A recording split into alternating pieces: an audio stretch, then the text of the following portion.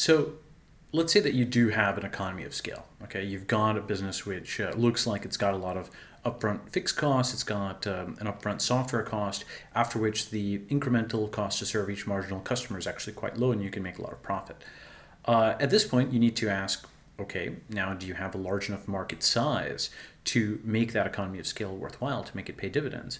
And to get some sense of that, a startup must pursue a large market. Here's just a few examples at different price points, and to some extent you can argue with each of these. But for example, if you want to get to the magic $1 billion figure, you can sell something for $1 to a billion people. That's Coca-Cola. For $10 to 100 million people, Johnson & Johnson, household products. Blizzard sells for $100 to 10 million people, World of Warcraft, and so on and so forth, until you get up to the very largest, like $1 million for a high-end mortgage, or like a commercial mortgage, commercial real estate, things of that nature. And you can argue with each of these. For example, is the entirety of the mortgage actually booked by Countrywide, and so on. This is just sort of conceptual in terms of price points and the number of units you need to sell at a certain price point. Now, the thing about this that's actually really interesting is you should, just as an exercise, kind of not one that we can easily grade, but just go and try and sell something for $100 to 10 people, and or even $10 to 100 people, right? Try and get your first $1,000 in revenue with hand-to-hand sales. You're going to find it's actually quite difficult. You're going to have some sort of advantage, for example, bringing cold drinks to the beach, and then you can sell them at some markup. And you're going to find that competition will very quickly arise to try to whittle that down. And so it's really useful to actually go and try to sell, if you've never tried to sell before, to get some sense of how incredibly difficult it is to achieve these kinds of volume numbers for pricey products. And the thing about this is, large markets, when you start thinking about market size, you start thinking about cars, and you have 100 million annual customers for $10,000 cars, very, very ballpark.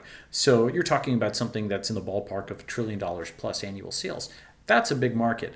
And that's the kind of thing where if you make even a small dent in it, you've got $1 billion annual revenue company, which is certainly a much more than $1 billion valuation company, applying some multiple to revenue. So big markets are what it's all about when you're talking about a startup. And the thing about this is very important is the lower your price point. If you're trying to go after a very high volume, low price point market, you need to be incredibly automated, because every can of Coke, you can't have a lawsuit, you can't have returns, you can't have customer service. If you're selling it for $1 and you're making 25, 30 cents, one phone call by somebody about that can of Coke will easily cost you more than your profit margin on the can. And so the thing is that you just need to strip out all inefficiencies when you have low price points. That's why I'd actually recommend charging more at the beginning, charging a fairly high price point, so long as you can actually get some customers at that price point. And you'd be surprised if you're actually building something that people want, they will actually pay a surprising amount of money for it. The thing is that people will always be open to you reducing your prices. So go out with the absolute highest price point you can possibly think anybody could tolerate. Let them reject you, right? Let them say the price is too high. Do the market research, find out that the price is too high, and only then later you can cut prices. At the beginning, you actually want a small number of customers who really want the product, who are willing to pay a lot for it. And then from them, you can get enough money to do the V2 and the V3, the version 2, the version 3, and start bringing the price down.